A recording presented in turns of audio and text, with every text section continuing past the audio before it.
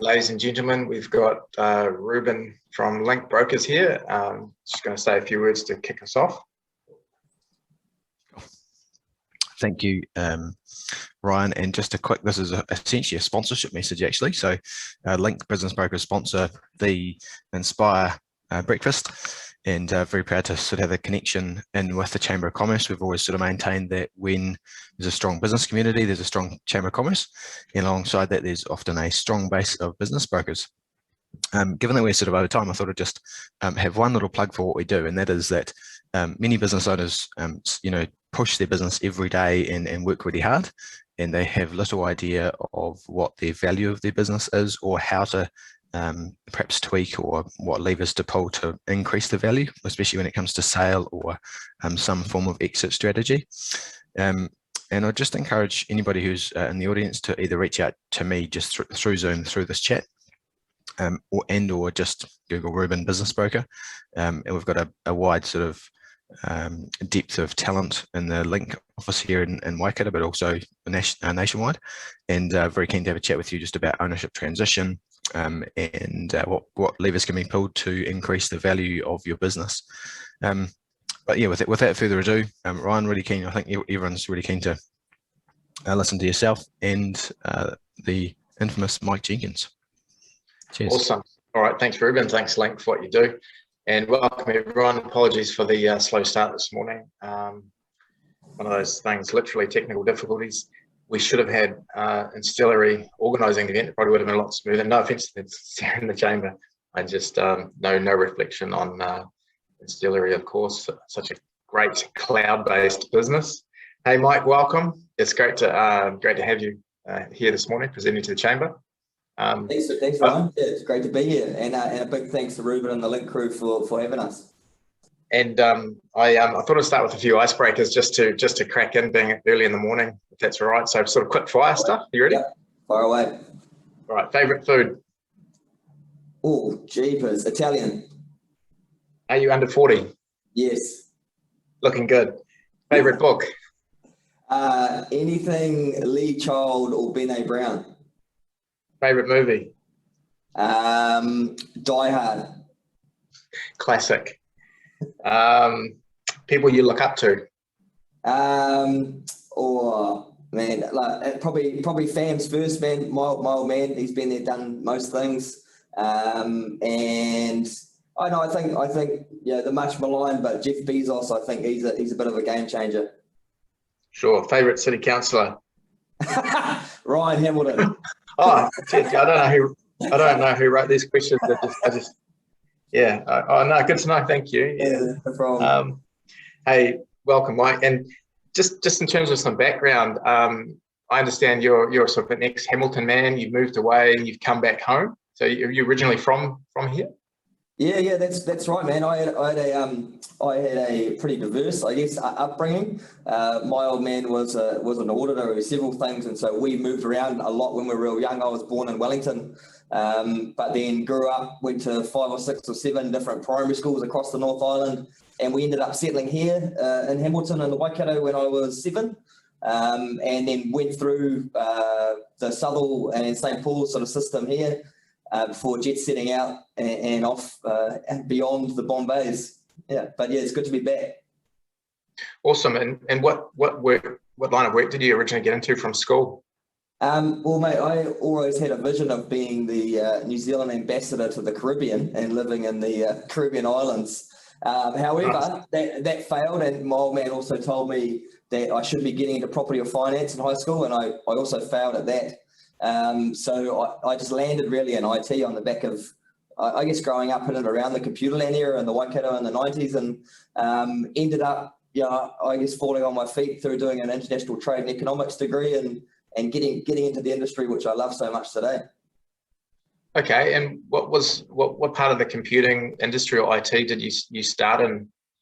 Yeah, so I believe, from memory, I joined a company straight out of varsity called Logical, which was then acquired by IBM, and so they had pretty grand ambitions of me being a network engineer. They quickly realised I was probably the worst network engineer that's ever entered the industry, again, just for my lack of I guess, general practicality follow through.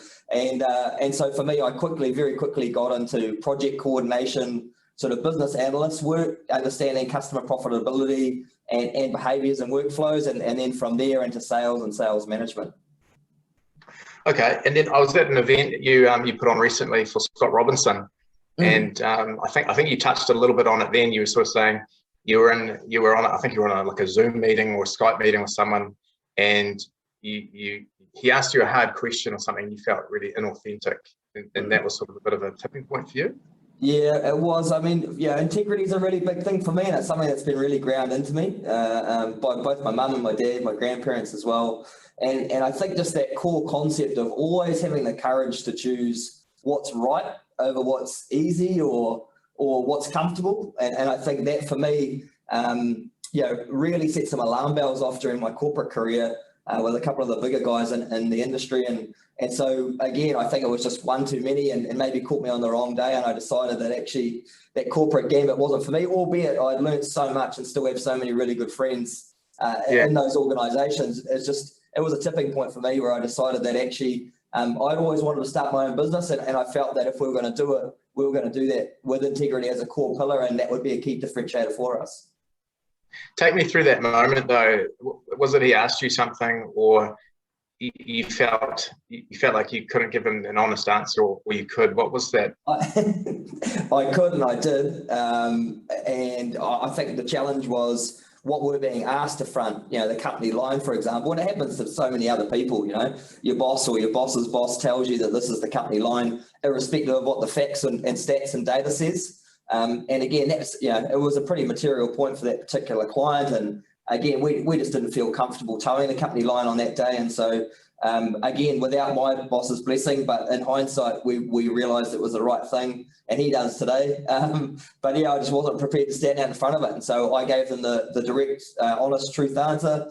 And the customer was unhappy, but happy that I was able to preserve the relationship. And that guy's a really good friend of mine today, and an Instillery customer. And I think that probably goes to the core values of what we stand for, with integrity being one of those key pillars.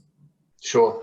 So I love the psychology of business, and I wonder if you could help everyone to understand what was the psychology in your mind at that time. You're feeling increasingly uncomfortable with your existing workspace in place, and you saw an opportunity to do something on your own. Can you just talk through that experience, that bridge?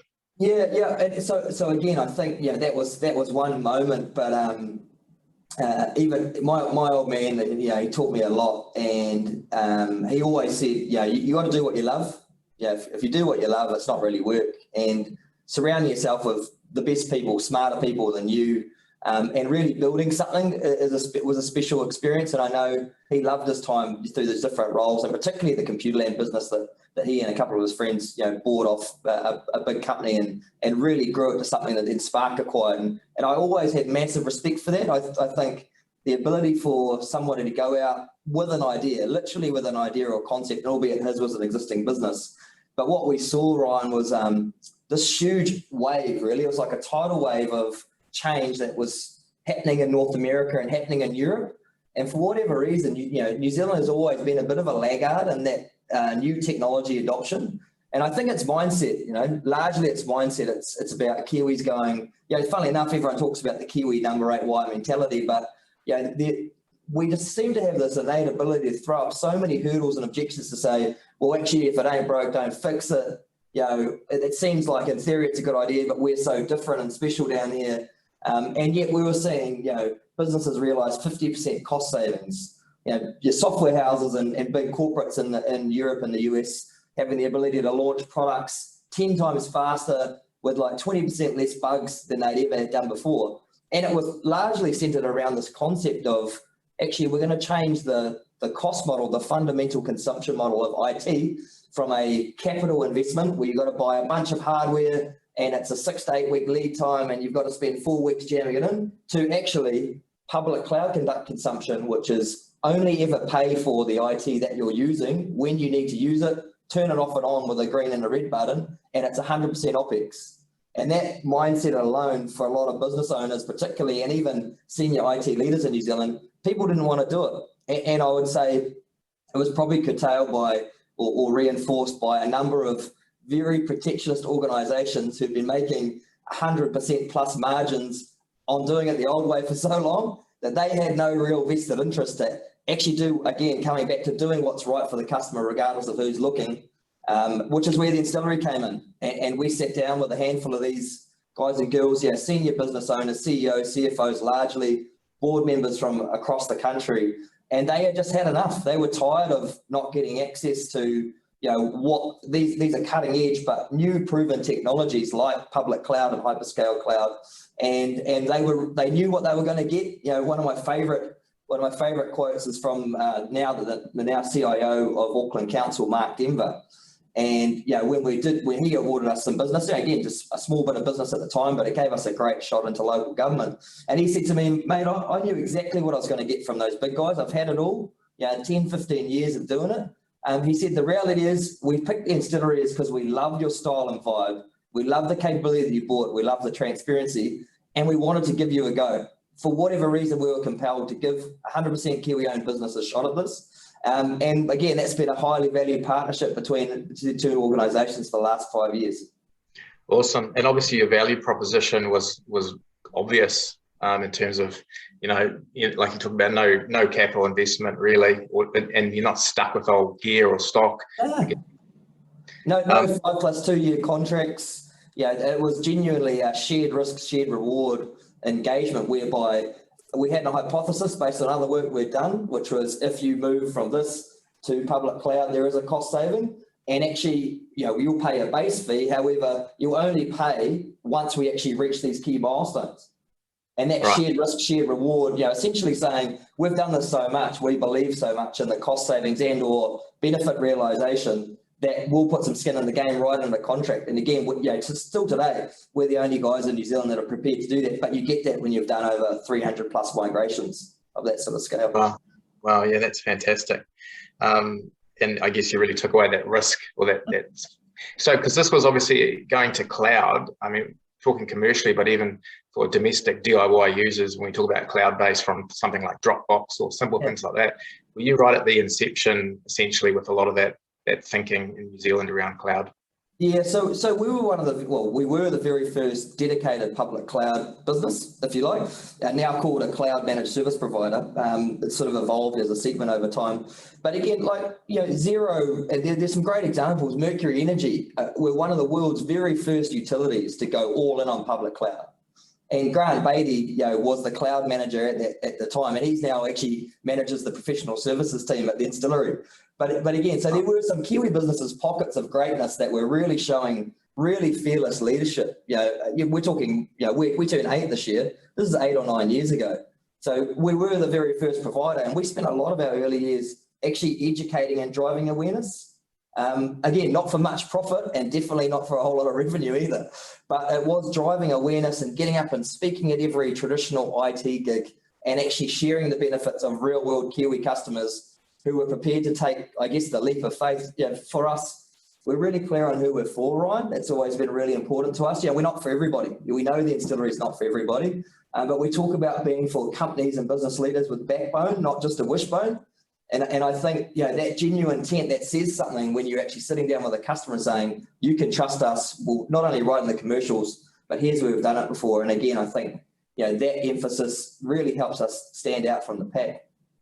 Yeah. It just reminded me as you're talking about that shift in old technology to new technology. And I think about, Kodak, which was, the old film technology, and then obviously digital took over.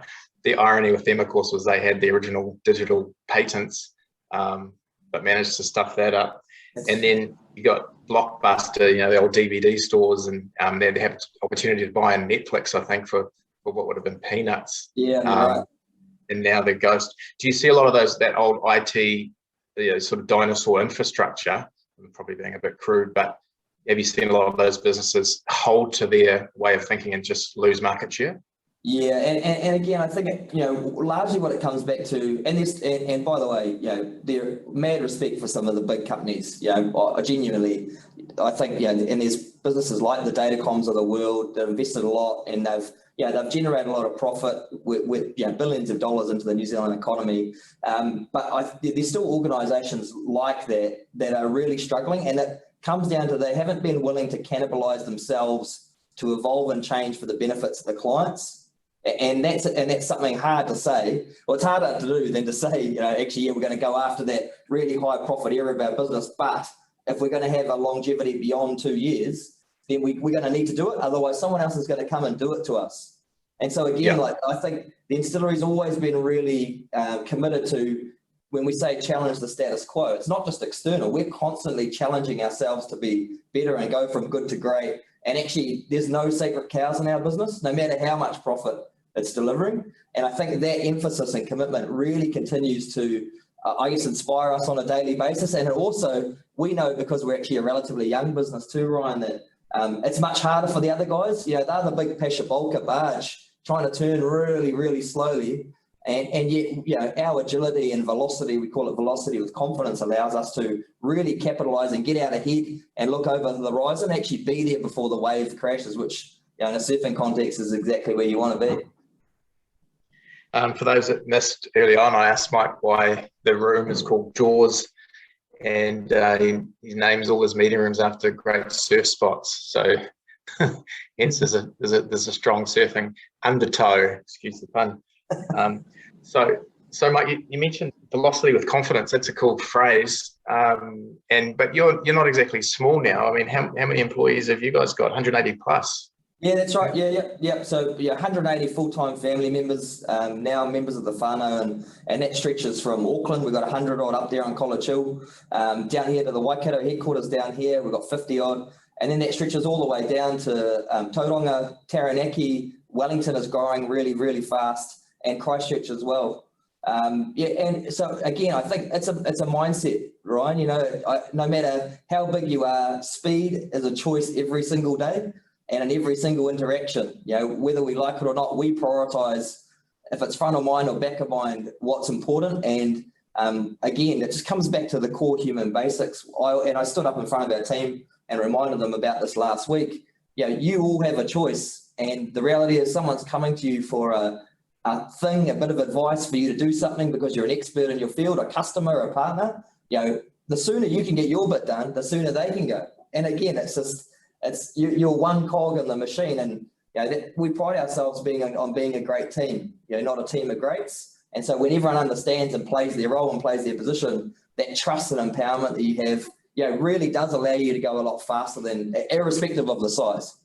But it goes without saying, we've definitely had our teething problems as we've grown, and particularly through some of our merger and acquisition activity over the last 4 or 5 years. Right. How many mergers have you gone through? On paper, 3. But when I say 3, a couple of those businesses had previously acquired other organisations.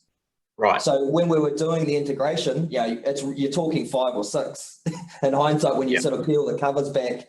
But again, what an amazing learning experience that was. And for the Instillery, I'm so proud to now be in business with our new, well, not really new anymore, but Mike Russell is one of my key business partners at the Instillery. And he's managing director here at the Instillery for me now, so essentially runs the business day to day. And of course, we've got Jason Trow, who most people in the Waikato know, sitting on the board as well. So again, two mergers and acquisitions that we wouldn't be where we are today without that, because there simply wasn't the ability to grow organically fast enough to respond to the demand that we're experiencing. So talk to me a bit about your leadership culture, because you're talking about agility, speed, all that stuff, but culture is obviously fundamental to what you do. How have you maintained that with these, taking on, acquiring other businesses that have, potentially different culture? How have you maintained that, and how do you sustain that? And I think it's really important, for us, we're really proud of who we are.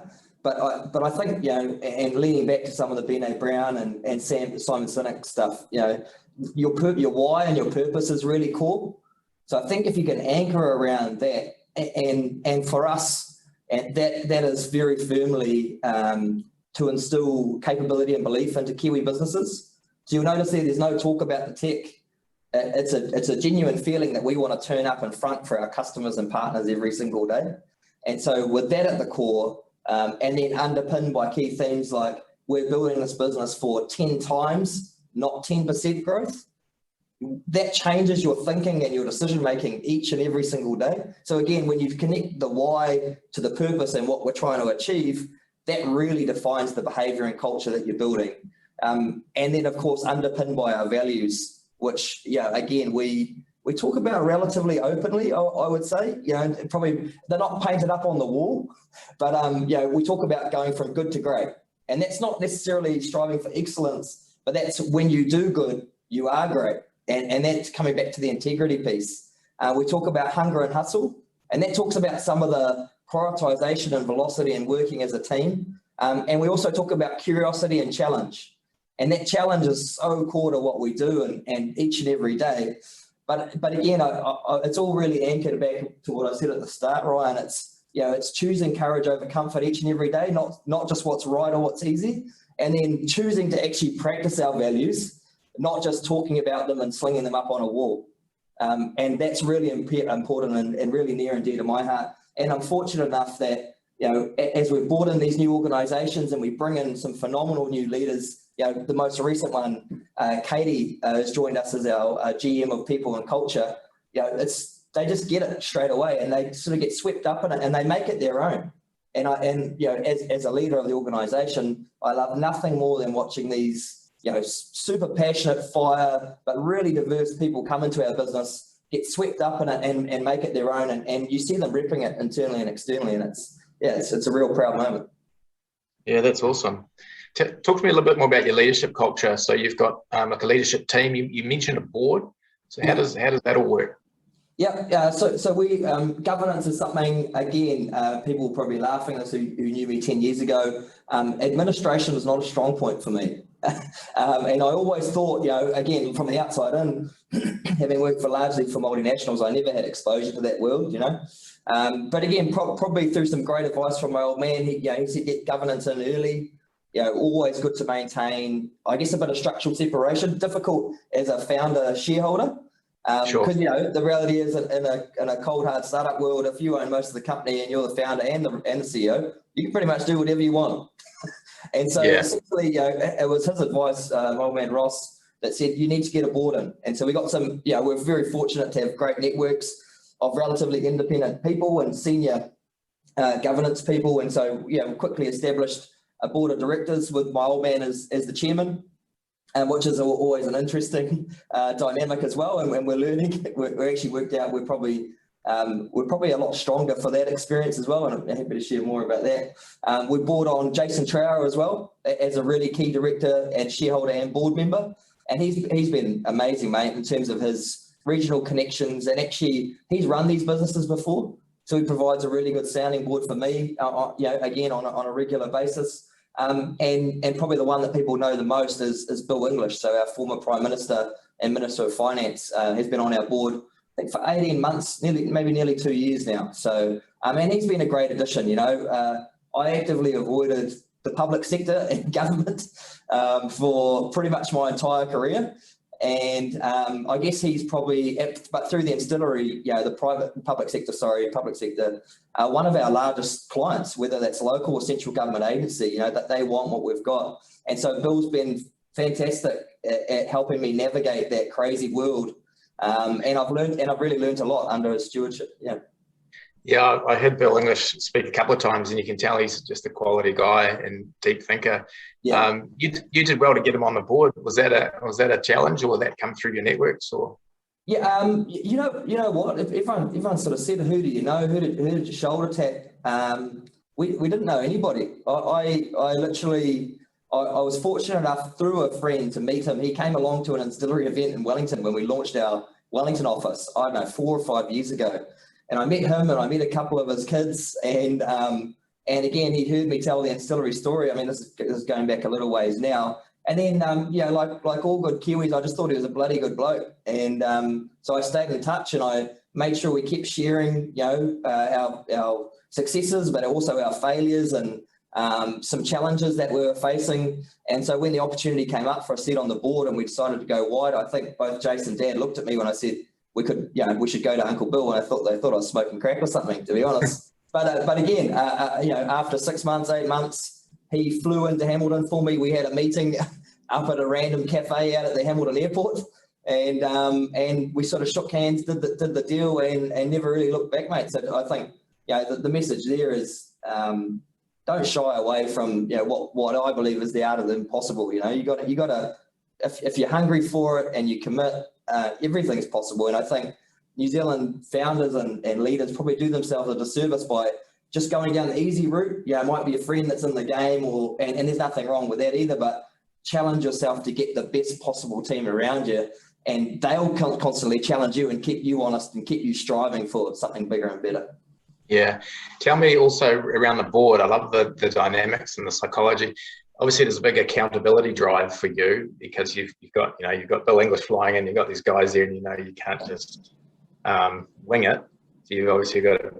How's that work for you? Has it elevated your game? And also, where are the conflict points where you've had disagreements with them and that sort of thing? How have you worked through that? Yeah, definitely. And you know what I have really loved, and I forgot to mention, I've talked about Mike Russell, who's my business partner and he's managing director here at the Instillery. He's also a significant shareholder and board member as well. What I've actually loved, because being the founder CEO, it can get pretty lonely, man. And I've been very lucky over the years to have phenomenal leaders in my business, and probably no one more so than Jeremy Nees, who's my COO and been my right hand through most of the journey. But having a real core and a person like Mike in my leadership group that I get to vibe off, test, challenge, debate really constructively, but really open, honest, frank discussion. And particularly over the last year, to really have someone that tests you at that intellectual level, but also brings a really different experience, having he owned Origin IT for 20 years. So he's got some real, he's got some battle scars, good, the bad and the ugly, whereas we're relatively fresh and new. We challenge each other here. So it actually means we can sort of black hat ourselves before we take it to the board. But again, one of the other things that probably talks to the culture of the Instillery, whether you're the former Prime Minister, a dairy farmer like Jace, he's taken over some of the family farms, or my old man who's a failed retired person 4 times over, and he sort of keeps getting sucked back into these different board gigs. They have a really open door policy. So, we don't have to wait for a quarterly or, second month board meeting to take our challenges, to pick up the phone or, hey guys, let's go for a hit of golf, or even shoot down to the driving range down here at Pro Drive and smack some balls and just chew the fat around some of the big issues. So it actually means we're constantly solving the big rocks as they come up. We don't have to wait until they get big, hairy. And again, I think having that level of accessibility, and not all boards are like that. I sit on some other ones. There's some very clear boundaries, but because they all care so much about what we're trying to do, not just for our business, but for the impact that they think we can have on the industry and market, that they're really committed. So basically, whenever we want an audience, they make themselves available. And again, I think that constant commitment to being available and driving it through, and us sharing very openly, again, we sort of bring the full colour, sometimes too much colour for their liking, but we always bring it. And again, it just gives them the full context to help give the right advice. Yeah, that's cool. What's probably been the hardest personal moment in the last 8 or 9 years for you in the business in terms of the journey or the challenge, or, you mentioned at times lonely, but what's been perhaps the darkest or hardest moment, and how did you navigate that or get through that? Yeah, honestly, for me, we've been so fortunate over the years, I guess because the market's had such momentum, and we ended up building a platform that seemed to resonate with quite a few people. So, the growing pains are great. We've got no shortage of talent coming to knock on the door and customers that are wanting to do business with, which was so cool. But COVID, man, was just an absolute nightmare. We were building, we've always been building this business for 10 times growth, right? So how do we get 10 times? How do we execute on that? And that in itself is a challenge. It means you've got to invest way ahead of the curve. So we come out of the TIN 100s. I think it's an indication of New Zealand's fastest growing tech companies. And we were the fastest independently owned and New Zealand Maori registered business in 2019, so just before COVID hit. And so we had an investment strategy which was fully endorsed by the board, which was we're bringing on 30 people, We bought on, I think, like 17 or 18 of those 30 already, again, investing ahead of the curve, waiting for this new demand to drop. And then, come March last year, March, April, our books were smashed. I think we dropped 50 to 60% of our professional services consulting income. And that wasn't customers saying, sorry, we can't anymore. It was just like, we got to pump the brakes because we've got to, we can't do that project or that engagement at the moment. We're just trying to keep the lights on, over here. And there was so much economic uncertainty on a macro scale. And, and before there was any clarity around wage subsidy or any of that. And so, I guess, when you're staring down the barrel of that, and I know, with the support of my board and other shareholders, they know we are punters and we'll go early and we'll go hard, but we've got a proven track record of delivering. But just literally in that moment, probably first of all, I was scared, not really for myself. The scariest thing as a founder, you got to go get a real job.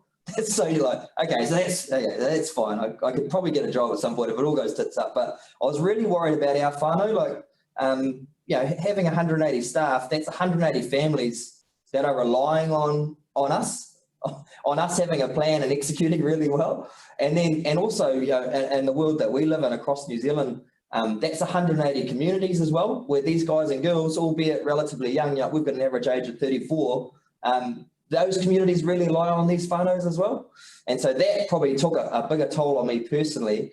And it was why, again, with the support of Mike Russell and our board, that we came out really quickly and we told our FAMs, our own FAMs at work, that everyone was fine. We said, that's, if we can do only one thing, everyone will still have a job, regardless of what we need to move, shift, and so just to give them that confidence and comfort that they were going to be okay, because I think people react to pressure different ways. But again, even in that moment, us coming out and saying that held us to such a high account, a high level, that we were going to be the ones that were going to keep everyone on in a market that we were told was going to contract 80%.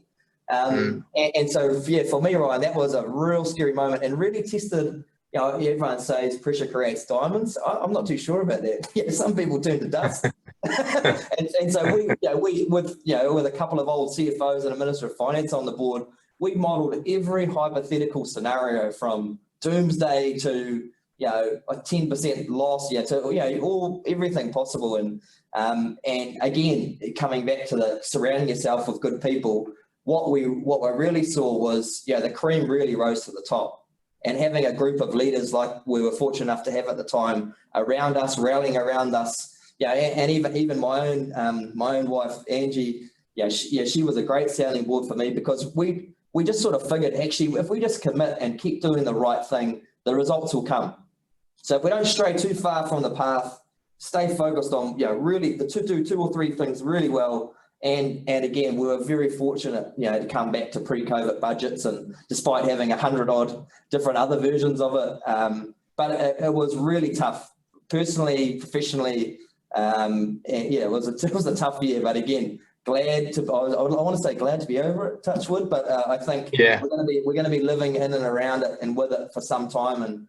And but it's definitely probably given me a unique experience that I will definitely never forget. And I know our own whānau at the Instillery will never forget. So, that's an awesome story. To anyone listening, feel free to start firing through any questions you might have on the chat or the Q&A, and we'll come up to those shortly. Mike, you touched on just before being a Maori registered business, and I've heard you talk about that before. You've got quite strong aspirations in that space. What does it mean to you in terms of not just procurement, but I guess regenerating Māoridom and then through your business?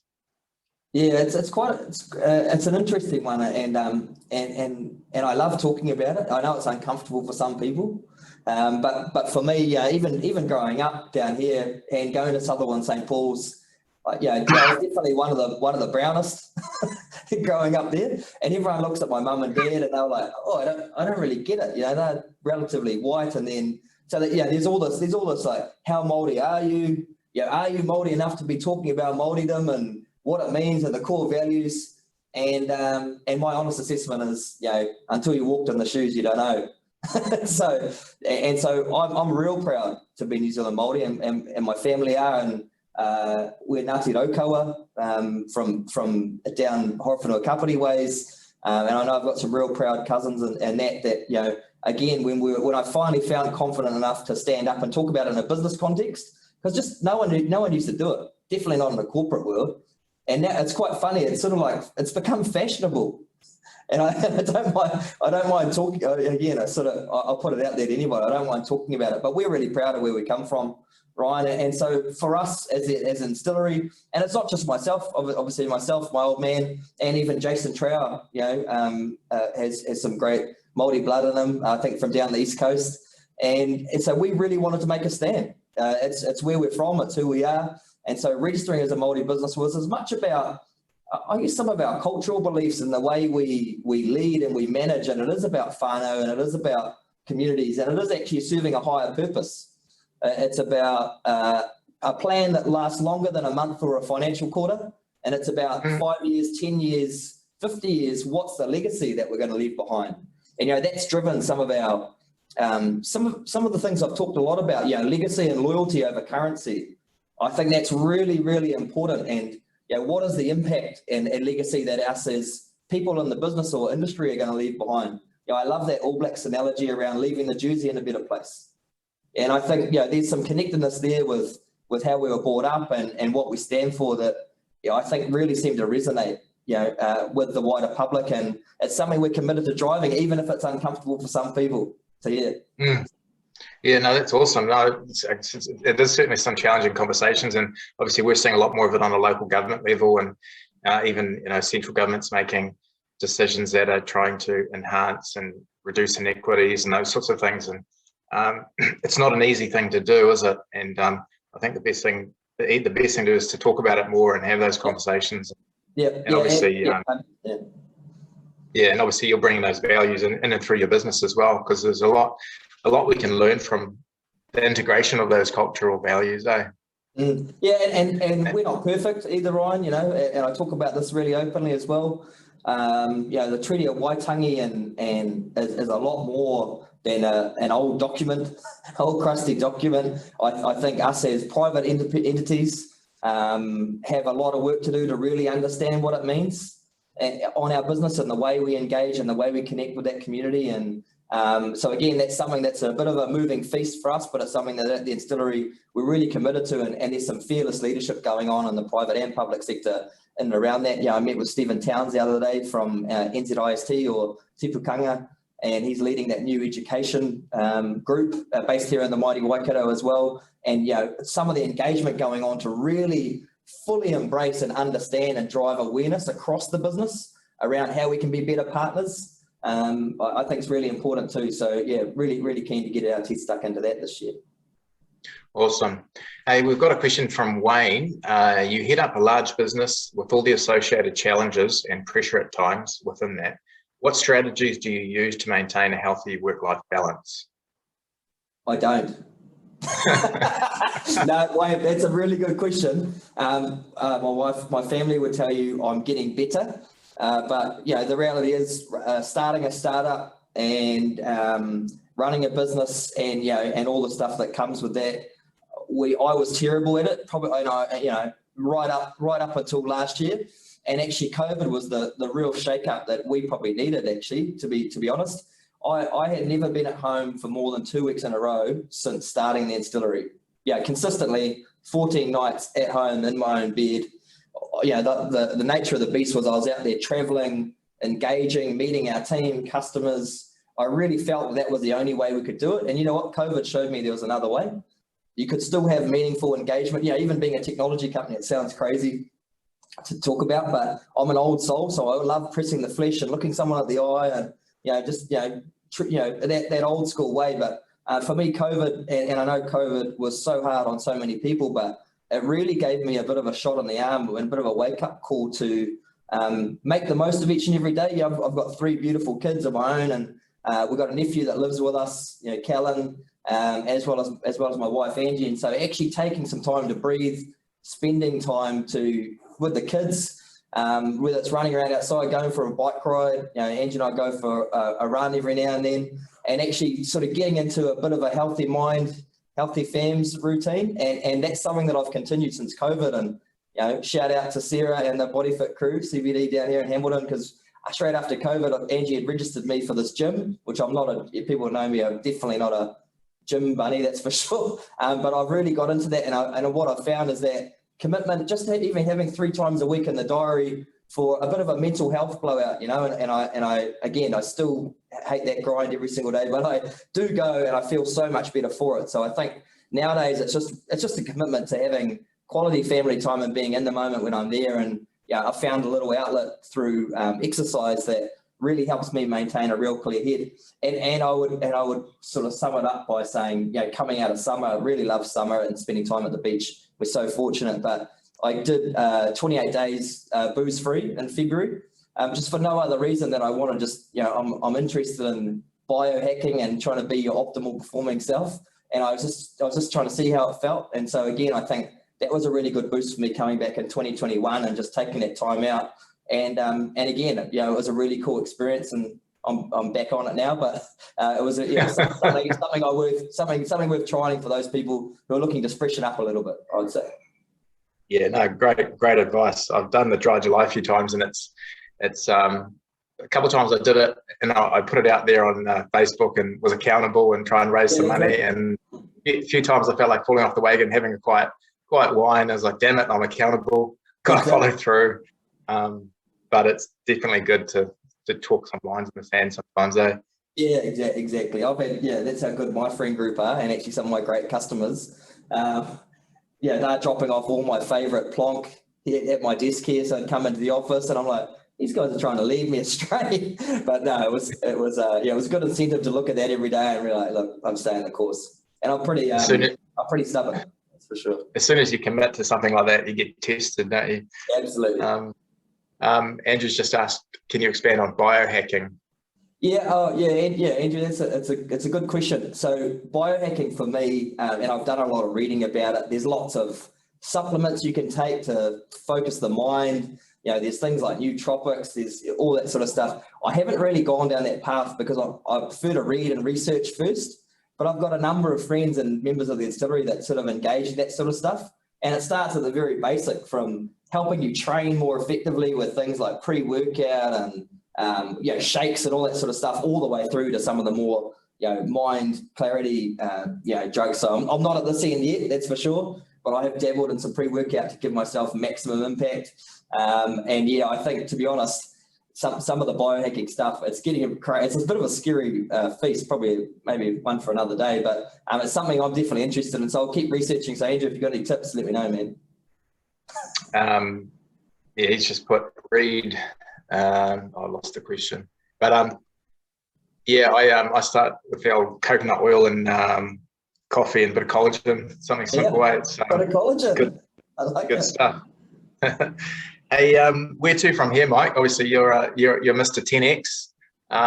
What's the rest of 2021 look for you? No more lockdowns, assuming. I think the assumption that there's no more lockdowns is wishful thinking. Firstly, so from an Instillery perspective, we're really excited by this year. Like, we've come back refreshed. We made sure everyone had a really good break over summer. We have a tendency of people just getting so deep in it that they love what they do every day, and they love working for our clients. But we made sure everyone had a break and came back fresh. So these guys and girls are pumped and fired up, and we've got some amazing new projects and customers coming on board, which really excites and motivates us. So we're committed to staying the course and doing what we need to do in 21. We'll continue to grow. We've had 14 new staff members join since the 1st of January across the country. And so bringing that fresh talent in and relieves a bit of pressure from the others, and again brings some new fire and passion and a bit of brimstone in to help us go even faster. Government is a really big focus area for us, and we're starting to get some really epic central government agency new clients in the stable, which is exciting, and then that drives, sort of allows the Instillery effect to go a little bit wider. Here at home, I'm really proud of our partnership with Hamilton City Council, Ryan, and I think the guys there, Richard and Murray Hickey, are doing a phenomenal job on what is going to be a tough but required digital transformation.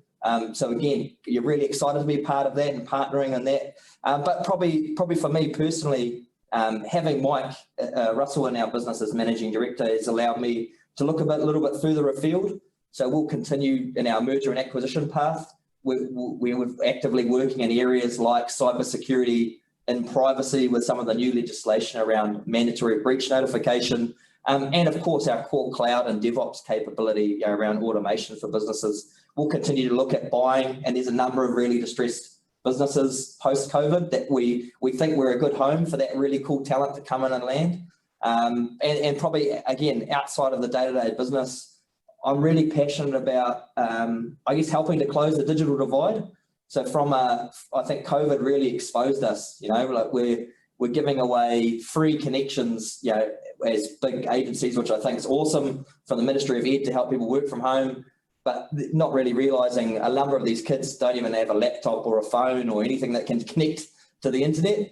And so for me personally, I'm on a bit of a crusade to help, I guess, do my bit and do our bit, leveraging the networks that we have to help close the digital divide by driving education and awareness into the opportunities that a career in tech and digital can provide, which are different to what a lot of these communities know.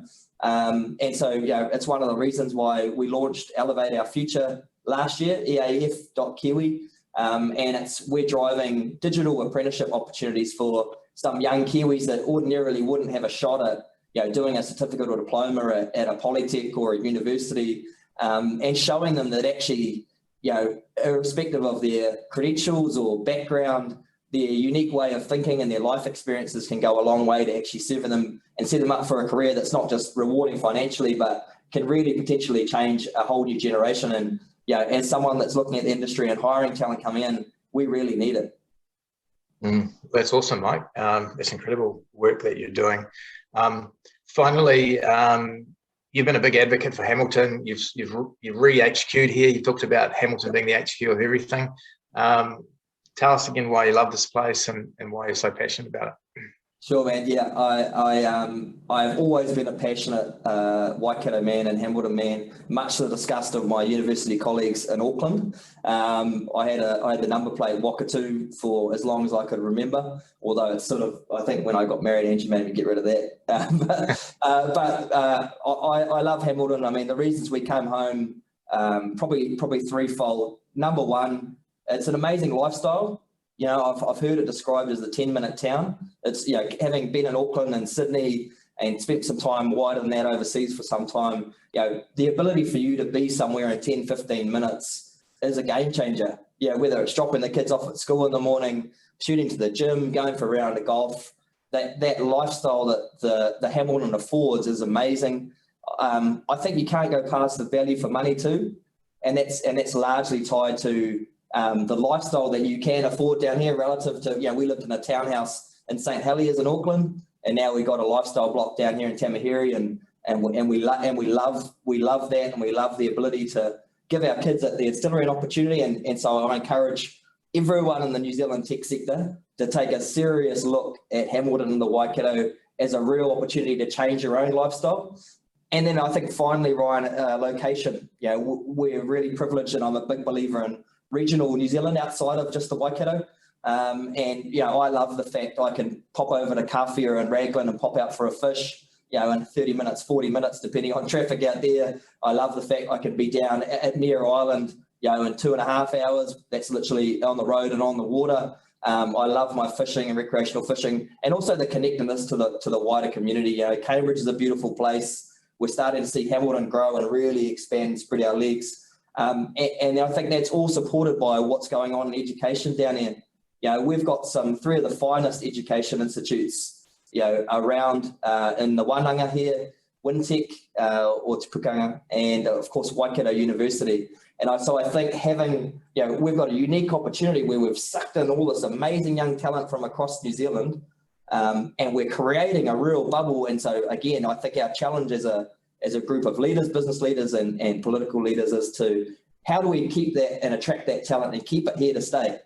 And I guess my message, if no one else listens to anything else, is there are so many committed business leaders, whether it's myself at Instillery, Gallagher's, John at UFF, we would welcome the opportunity to have conversations around a career in our organisations for those kids that are coming through those schools. And you don't need to leave to create a high value, high impact career. You can do it right here at home in Hamilton. And that is just rolling off the tongue, Mike. You are a smooth leader. It's so awesome. So awesome to hear you talk like that. And we picked up so much this morning, the things you've talked about: velocity with confidence, speed as a choice, a great team, not a team of greats, hunger and hustle, curiosity and challenge, choosing courage over confidence, legacy and loyalty over currency.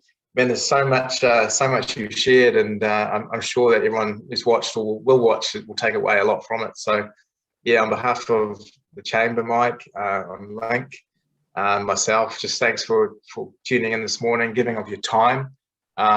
You're certainly one to watch, and really just, heartfelt gratitude for the work you're doing, not just in the business sector, but that social heart and that authenticity you carry. Well done, and thank you. Cool. Thanks, Ryan. Cool. We'll see you soon.